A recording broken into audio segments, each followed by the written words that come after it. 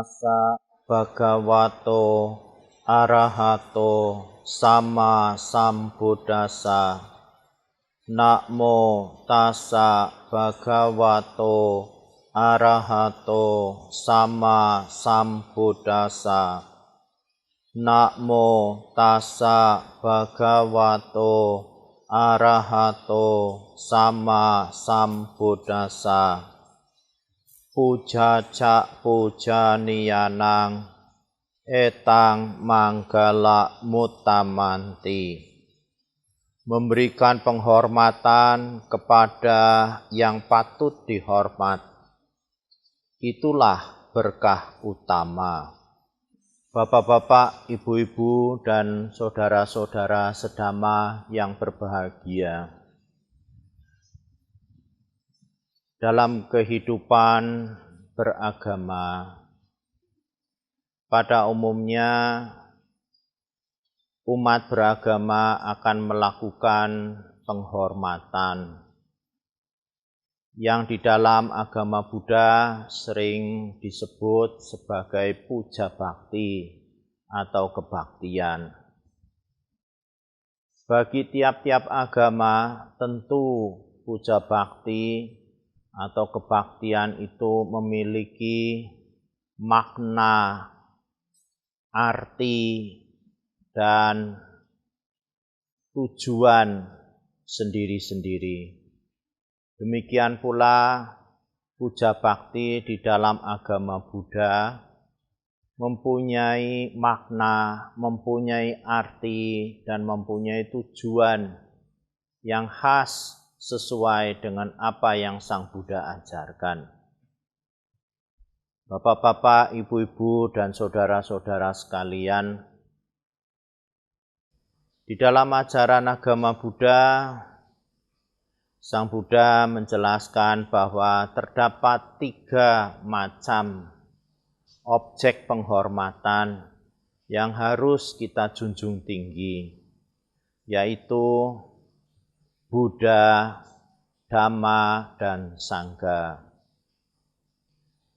Buddha di sini adalah guru agung junjungan umat Buddha sekalian. Sang Buddha lahir di dunia ini untuk membabarkan ajaran yang kemudian dikenal sebagai Dhamma. Sedangkan siswa-siswa Sang Buddha yang mengikuti ajaran beliau dan dapat memperoleh hasil dari praktek menjalankan ajaran beliau seringkali disebut sebagai Sangha. Buddha, Dhamma, dan Sangha itulah saudara-saudara yang merupakan objek penghormatan bagi kita umat Buddha. Mengapa? Karena sesungguhnya apa yang ada di dalam ajaran agama Buddha ini tidak bisa terlepas dari Buddha, Dhamma, dan Sangha. Buddha, Dhamma, dan Sangha itulah yang membangun bangunan agama Buddha. Dan oleh karena itu, Buddha, Dhamma, dan Sangha harus kita jaga, harus kita hormati sebagai objek penghormatan bagi umat Buddha sekalian. Bapak-bapak, ibu-ibu, dan saudara-saudara sekalian,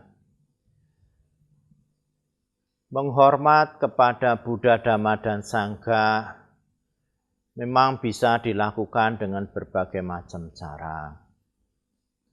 Ada orang yang melakukan penghormatan pada Buddha, Dhamma, dan Sangha dengan cara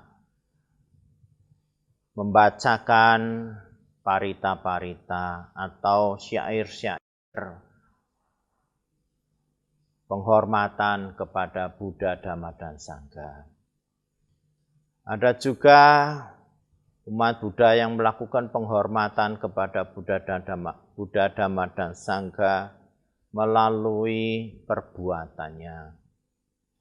Apakah dengan mengikuti ajaran-ajaran agama Buddha itu.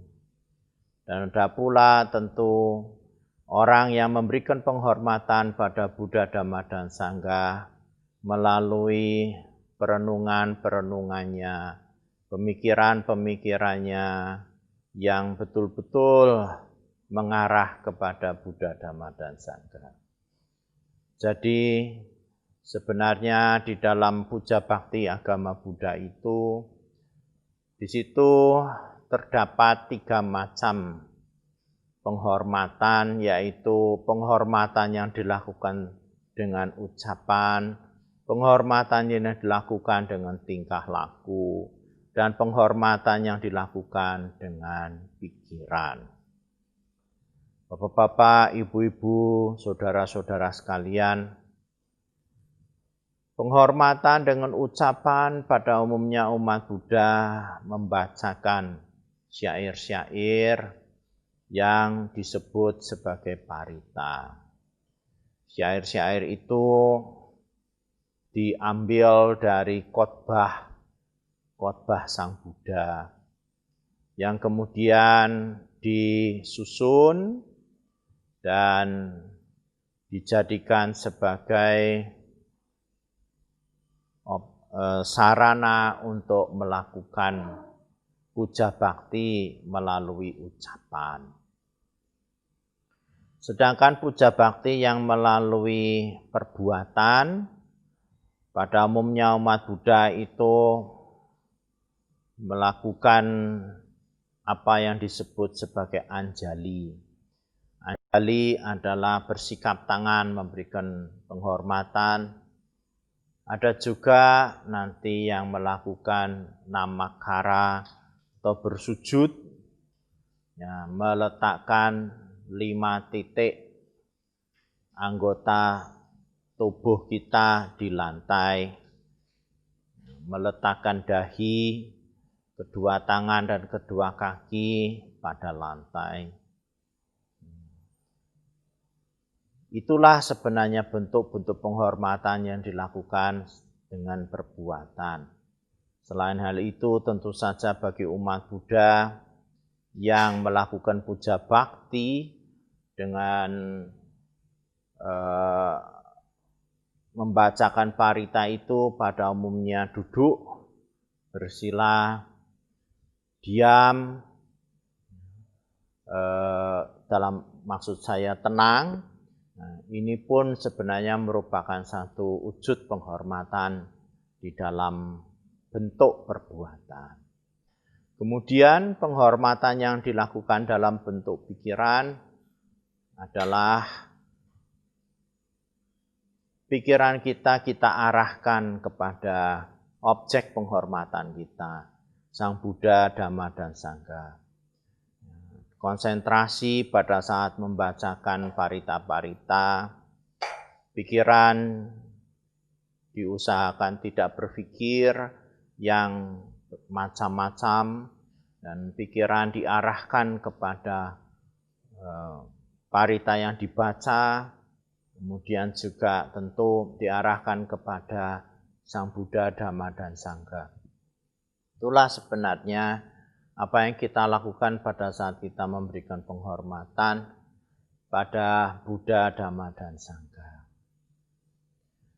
Kemudian saudara-saudara sekalian, tentu kita perlu ketahui sebenarnya parita-parita apa yang kita bacakan pada saat kita melakukan puja bakti itu.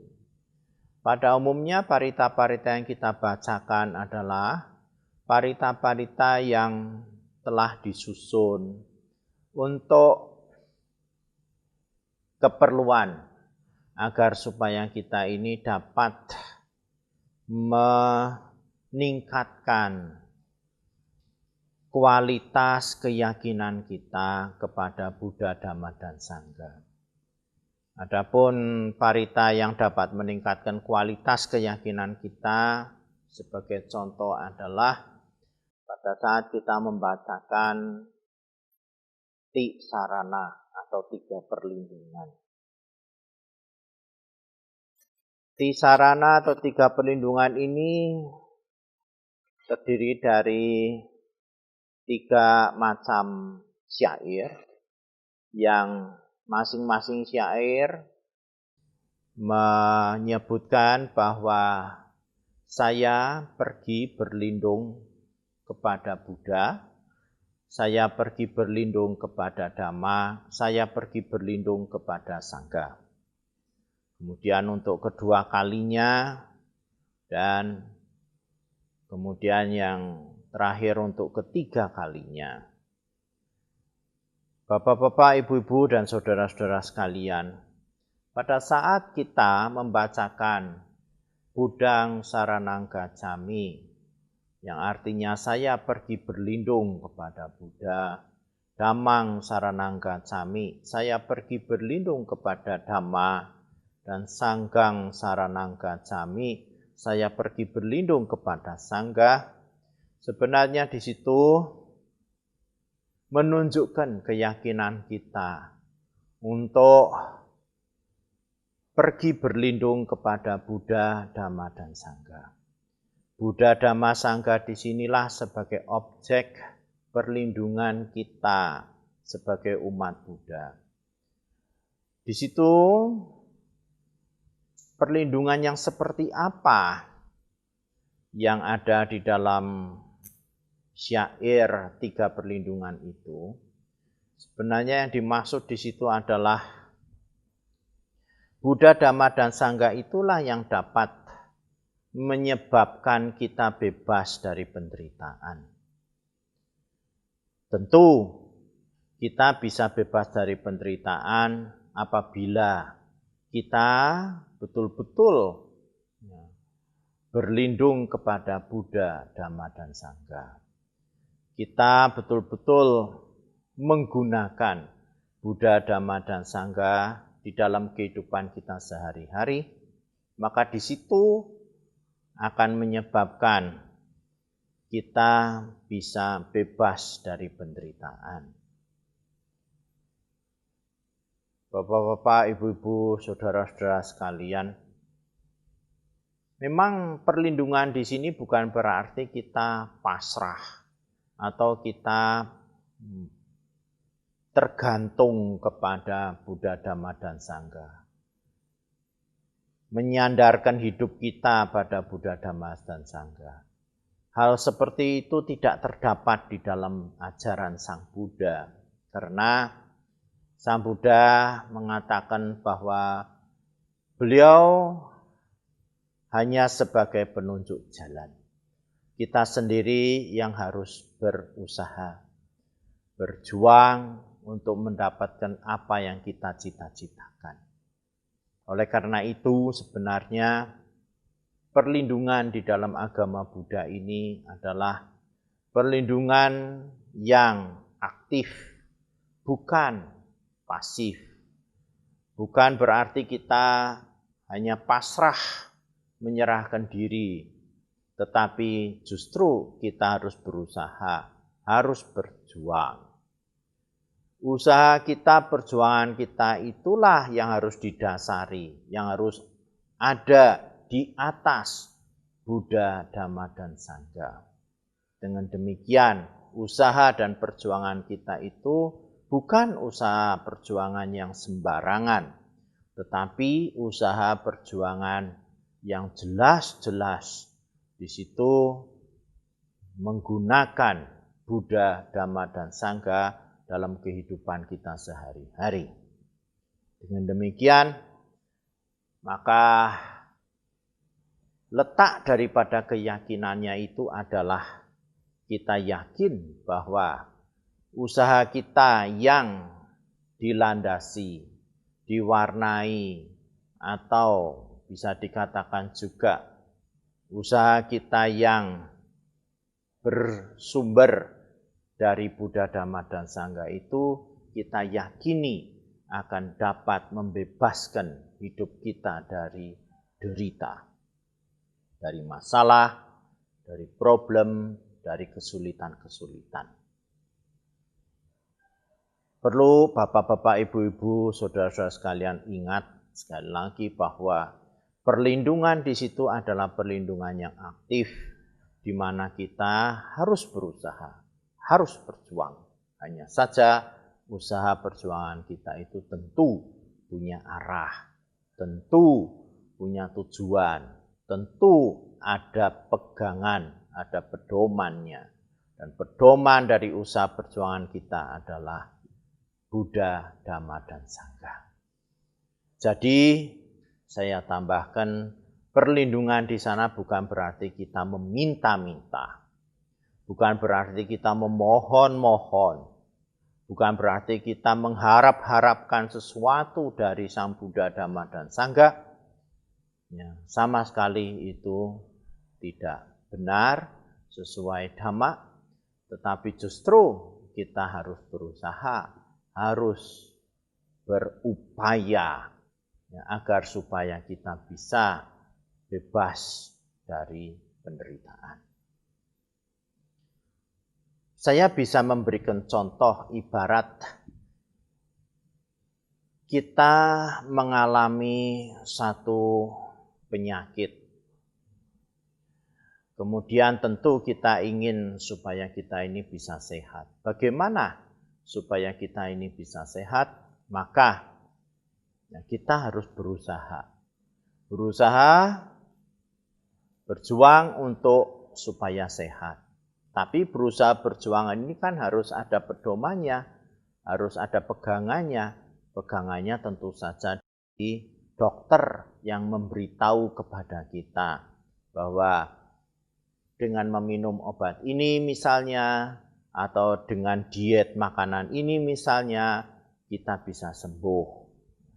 Dengan demikian, Bapak-bapak, Ibu-ibu, saudara-saudara sekalian, di situ dokter itu ibarat Sang Buddha yang memberitahu kita bagaimana kita supaya bisa sembuh. Tapi kalau kita ingin betul-betul sembuh, maka kita sendiri yang harus berusaha. Kita sendiri yang harus berjuang untuk meminum obat itu, untuk mematuhi nasihat-nasihat dokter itu, agar supaya kita ini bisa bebas dari derita, atau dalam hal itu adalah sembuh dari penyakitnya. Bapak-bapak, ibu-ibu, dan saudara-saudara sekalian, di samping kita membacakan 3 perlindungan yang diulang sampai 3 kali, umat Buddha biasanya mengucapkan sampai tatiyampi. Nah, dalam hal itu sebenarnya jelas sekali bahwa umat Buddha tidak ragu-ragu lagi memilih Buddha, Dhamma, dan Sangha sebagai dokter dalam hidupnya, sebagai pelindung dalam hidupnya, agar supaya dia itu bisa bebas dari penyakit penderitaannya. Nah, saudara-saudara sekalian, selain kita membacakan Tisarana itu, biasanya umat Buddha juga membacakan syair Pancasila Buddhis. Pancasila Buddhis adalah ajaran Sang Buddha yang isinya adalah mengingatkan kita agar menjauhi, menghindari 5 macam perilaku yang tidak sesuai dengan Dhamma. Apa 5 macam perilaku yang tidak sesuai dengan Dhamma itu? Yang pertama, menjauhi pembunuhan makhluk hidup. Kedua, menjauhi mengambil barang yang bukan miliknya atau pencurian. 3, menjauhi tingkah laku yang mengganggu rumah tangga orang lain, atau perselingkuhan atau perzinahan. Yang keempat, menghindari perkataan, ucapan yang tidak benar. Dan yang kelima, menghindari minum-minuman keras yang dapat menyebabkan lemahnya pikiran kita, kesadaran kita. 5 macam peraturan yang Sang Buddha berikan ini sebenarnya merupakan 5 macam perilaku yang harus dihindari, yang tentu saja 5 macam ini harus kita laksanakan dalam kehidupan sehari-hari. Mengapa? Sebab jauh-jauh hari Sang Buddha mengatakan bahwa 5 macam perilaku yang tidak baik itu, apabila kita tetap melakukannya, maka kita akan mengalami penderitaan. Berbagai masalah, berbagai kesulitan, berbagai problem akan muncul dalam hidup kita. Yang oleh karena itu, pada saat puja bakti, umat Buddha akan membaca ulang Pancasila Buddhis untuk memperkuat tekad, memperkuat niat baik, melaksanakan, menghindari pembunuhan makhluk hidup, menghindari pencurian, menghindari perzinahan, menghindari perkataan tidak benar, dan menghindari minum-minuman keras atau obat-obatan yang dapat menyebabkan lemahnya kesadaran. Bapak-bapak, ibu-ibu, dan saudara-saudara sekalian, dengan membacakan Pancasila Buddhis itu berarti umat Buddha diingatkan kembali. Umat Buddha bertekad kembali. Umat Buddha lalu memperbaharui lagi niatannya untuk menjalankan Pancasila Buddhis itu dalam kehidupan sehari-hari. Bapak-bapak, ibu-ibu, dan saudara-saudara sekalian, setelah umat Buddha membacakan Tisarana maupun Pancasila, kemudian umat Buddha akan membacakan Parita-parita Sutta yang sebenarnya cukup banyak, dan biasanya umat Buddha akan menggunakan buku Parita Suci untuk membacakan atau sebagai tuntunan dari pembacaan Parita Sutta itu. Umat Buddha biasanya akan membacakan Buddha Nusati, Dhamma Nusati, Sangha Nusati. Perenungan terhadap sifat-sifat Sang Buddha. Perenungan terhadap sifat-sifat Dhamma. Perenungan terhadap sifat-sifat Sangha. Hal ini sebenarnya sangat berguna bagi kehidupan umat Buddha. Karena dengan merenungkan 9 macam sifat Sang Buddha, lebih tepatnya juga 9 macam kebajikan-kebajikan, kesempurnaan-kesempurnaan yang dimiliki oleh beliau Sang Buddha itu, maka kita akan menjadi makin dekat, makin tahu siapa sebenarnya Sang Buddha itu. Apa saja yang merupakan kebajikan beliau, kesempurnaan beliau. Dan oleh karena itu kita akan menjadi makin paham dan makin yakin kepada kesucian Sang Buddha itu. Hal ini perlu kita latih dalam diri kita, karena keyakinan yang kita bangun di dalam ajaran agama Buddha adalah keyakinan yang berdasarkan pada pengertian, bukan keyakinan yang berdasarkan pada percaya semata-mata. Oleh karena itu kita perlu tahu, kita perlu mengerti siapa Buddha. Dengan mengerti itu, maka kita bisa tumbuh keyakinan dalam diri kita. Sekali lagi, karena mengerti kita menjadi yakin, bukan karena percaya semata. Demikian pula pada saat kita membacakan Dhammanusati, di sana terdapat perenungan terhadap sifat-sifat atau kebajikan dari Dhamma, dari ajaran Sang Buddha. Pada saat kita merenungkan sifat-sifat kebajikan Dhamma itu, maka kita akan tahu apa itu Dhamma. Apa yang sebenarnya disebut Dhamma? Sifat-sifat Dhamma itu seperti apa? Nah, kalau kita tahu, kita menjadi mengerti. Dan mengerti ini adalah awal atau penyebab dari keyakinan kita kepada Dhamma. Yang ketiga adalah Sangganusati, perenungan terhadap Sangga. Dalam syair Sangganusati terdapat sifat-sifat Sangga, kebajikan-kebajikan yang dimiliki oleh Sangga. Apabila kita membacakan itu, kita renungkan sifat-sifat Sangga, maka sebenarnya kita menjadi tahu, mengerti siapa Sangga. Apa toh kelebihannya Sangga itu? Apa kehebatannya Sangga itu?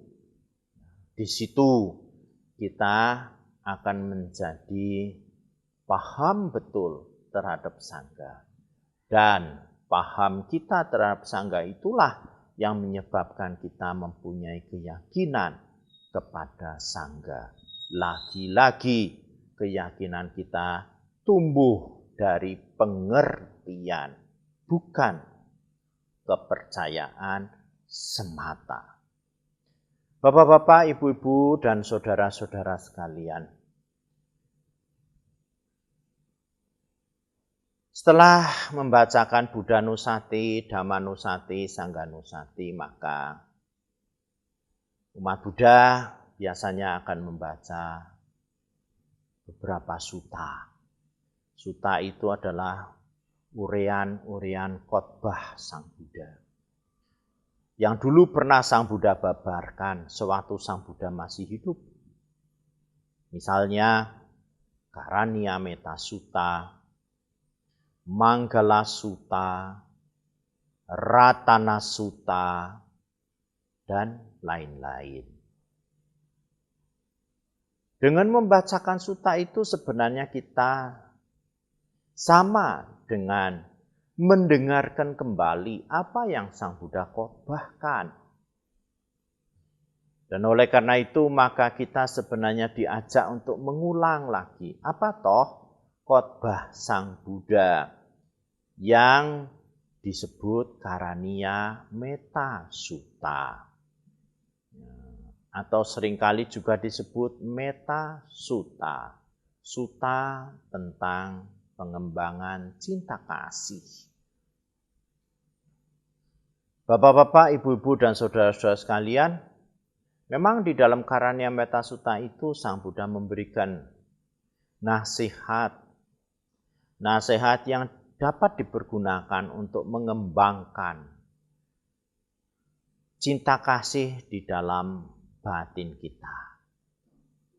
Dengan membaca Karaniameta Sutta, maka sebenarnya kita diajak juga untuk mengetahui, mengenali bagaimana kita itu mengembangkan cinta kasih kepada sekeliling kita, pada siapa saja, makhluk-makhluk yang tampak atau tidak tampak, yang berada di dekat sini atau berada di tempat yang jauh, panjang, pendek, gemuk, dan makhluk-makhluk yang akan lahir maupun yang sudah meninggal dunia. Semuanya sebenarnya disebutkan di dalam Karaniameta Sutta. Kita berharap semoga mereka bisa hidup berbahagia. Semoga semua makhluk hidup berbahagia. Jangan karena marah dan benci kita mengharapkan celaka orang lain. Tentu saja di situ juga disebutkan bagaimana yang namanya cinta kasih yang Sang Buddha gambarkan ibarat seorang ibu yang melindungi anaknya yang tunggal. Itu yang terdapat di dalam Karania Metta Sutta. Bapak-bapak, ibu-ibu, dan saudara-saudara sekalian, setelah membacakan Parita Sutta itu biasanya umat Buddha melanjutkan dengan melakukan meditasi. Sungguh sangat penting yang namanya meditasi itu. Karena apa? Karena di dalam ajaran agama Buddha, meditasi inilah yang sangat-sangat diharapkan. Bisa dikatakan tumpuan bagi umat Buddha semuanya. Untuk apa? Untuk dapat membuat atau mengembangkan batin kita menuju kepada suatu kondisi batin yang membahagiakan. Meditasi Buddhis yang Sang Buddha ajarkan adalah bagaimana kita ini dapat mengisi pikiran kita dengan hal-hal yang baik. Hal-hal yang sebenarnya sangat berguna, sangat bermanfaat buat kehidupan kita dan juga buat kehidupan makhluk-makhluk lain. Sesungguhnya meditasi inilah sebenarnya saudara-saudara yang dapat menjadikan hidup kita itu menjadi berubah. Menjadikan hidup kita itu menjadi mengalami perkembangan yang sebenarnya adalah perkembangan yang sangat positif sekali. Karena apa? Karena melalui meditasi inilah kita sebenarnya mempunyai kemampuan yang sulit didapat kalau kita tidak melakukan meditasi. Salah satu kemampuan yang sangat baik yang bisa didapat dari meditasi adalah kemampuan mengendalikan diri. Kemampuan pengendalian diri ini sangat penting bagi setiap orang. Buat siapa? Buat dirinya sendiri. Mengendalikan ucapan, mengendalikan perbuatan, mengendalikan pikiran. Agar supaya ucapan, perbuatan, dan pikiran tidak sampai melakukan hal-hal yang negatif. Sungguh tidak mudah melakukan hal itu.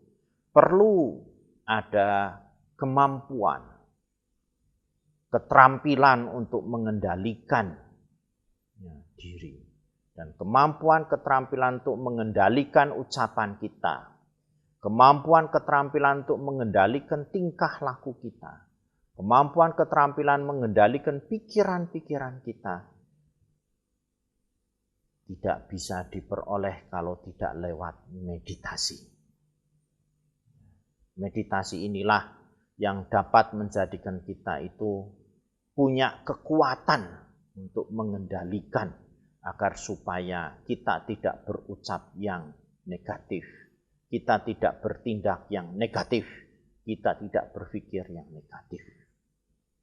Sebaliknya kita berucap hal-hal positif, bertindak hal-hal yang positif, dan berpikir hal-hal yang positif.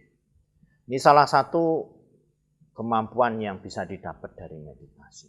Ada kemampuan lain yang sebenarnya juga sangat bermanfaat. bagi kehidupan kita di tengah masyarakat.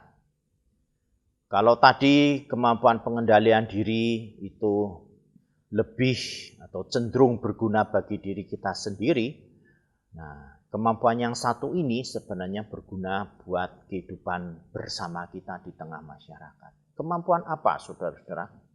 Kemampuan itu adalah kemampuan memahami orang lain. Pemahaman terhadap kondisi keberadaan orang lain. Ini pun sebenarnya didapat dari seringnya kita berlatih meditasi. Kita menjadi orang-orang yang mau mengerti, orang-orang yang sangat terbuka, orang-orang yang bisa memahami apa toh yang sebenarnya terjadi pada orang lain. Kita menjadi orang-orang yang bisa toleran, kita menjadi orang-orang yang mengerti segala sesuatunya sebagaimana apa adanya. Ini adalah manfaat yang sangat besar dari meditasi Buddhis. Dan ini sangat berguna buat kehidupan kita bersama orang banyak di tengah-tengah kehidupan masyarakat. Bapak-bapak, ibu-ibu, dan saudara-saudara sekalian, setelah umat Buddha melakukan meditasi di dalam puja bakti, biasanya umat Buddha akan mendengarkan ceramah atau khotbah Dhamma. Khotbah Dhamma akan menguraikan lebih detail, menjelaskan Dhamma yang Sang Buddha ajarkan ini untuk diterapkan dalam kehidupan sehari-hari. Dan khotbah Dhamma ini sebenarnya akan menjadikan umat Buddha menjadi lebih mengerti lagi apa yang sebenarnya merupakan ajaran Sang Buddha yang bisa dipraktekkan, bisa dilaksanakan dalam kehidupan sehari-hari. Nah, ini sebenarnya sangat penting sebab dengan khotbah Dhamma ini, maka Dhamma yang dulu diajarkan oleh Sang Buddha menjadi dijelaskan lebih jelas lagi bagaimana penerapannya, aplikasinya di dalam kehidupan sehari-hari kita. Penggunaan ajaran Sang Buddha dalam kehidupan sehari-hari kita. Ini biasanya akan disampaikan oleh pengkhotbah Dhamma. Bapak-bapak, ibu-ibu, dan saudara-saudara sekalian, setelah hal itu dilakukan dalam puja bakti, lalu penutup dari puja bakti, umat Buddha akan membacakan syair pelimpahan jasa. Mengapa membaca syair pelimpahan jasa? Karena umat Buddha sadar sesadar-sadarnya bahwa sudah cukup banyak perbuatan baik yang dia lakukan. Dengan memperkuat keyakinan terhadap Buddha Dhamma Sangha, membacakan Tisarana, dengan mengulang Pancasila Buddhis, mengulang tekad untuk menjalani Pancasila Buddhis dalam kehidupan sehari-hari, dengan menambah keyakinan pada Buddha Dhamma Sangha di dalam perenungan Buddha Nusati, Dhamma Nusati, Sangha Nusati.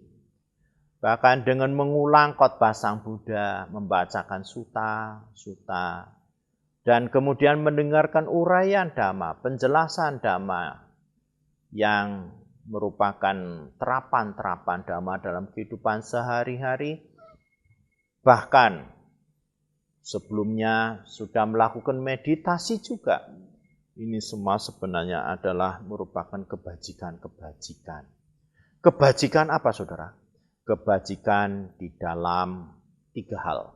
Yang pertama, kebajikan di dalam sila. Karena mengulang tekad menjalankan sila, ini kebajikan yang bernuansa moral atau sila. Kemudian kebajikan dalam bermeditasi, praktek meditasi itu sendiri, dan kebajikan di dalam kebijaksanaan. Mengulang khotbah Sang Buddha, mendengarkan khotbah Sang Buddha, ini adalah bentuk-bentuk kebijaksanaan, menambah kebijaksanaan di dalam diri kita masing-masing. Dan sebagai dasar dari kebijaksanaan, panya, sila, kemoralan, dan samadhi, pengembangan batin itu adalah sada, keyakinan. Sada pun sudah dilakukan pada saat kita melakukan puja bakti itu. Maka Bapak Ibu Saudara-saudara sekalian, kebajikan-kebajikan yang begitu banyak.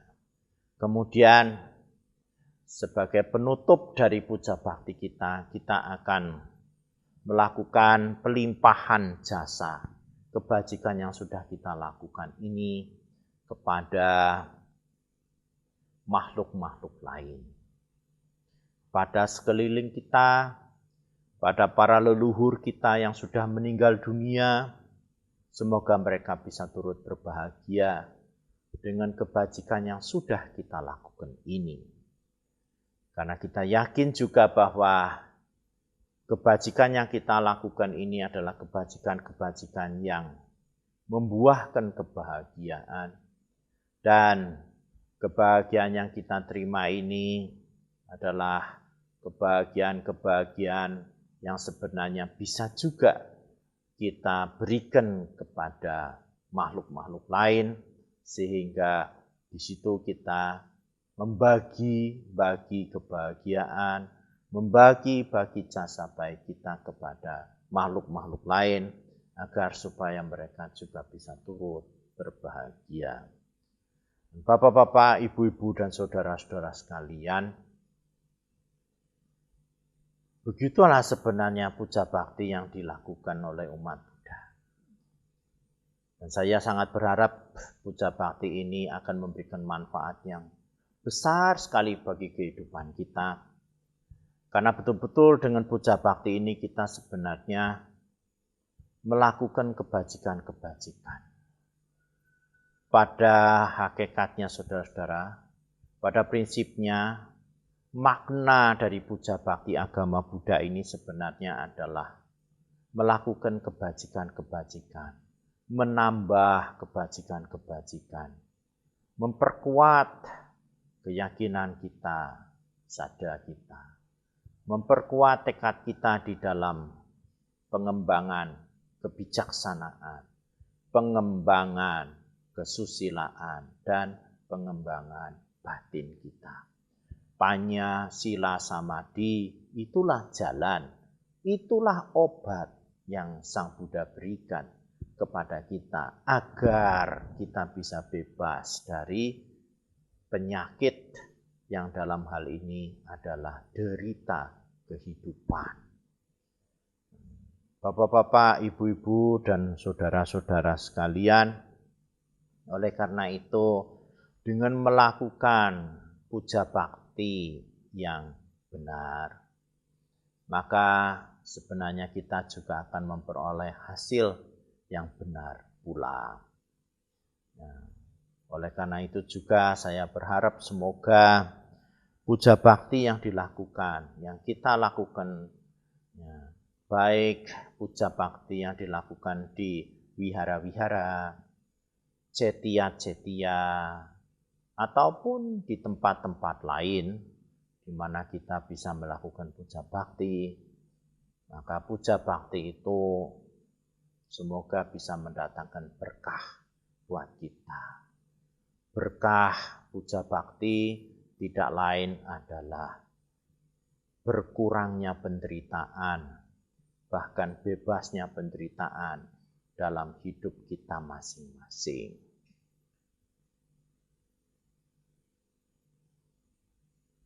Semoga semua makhluk hidup berbahagia dan semoga Sang Tiratana selalu melindungi kita.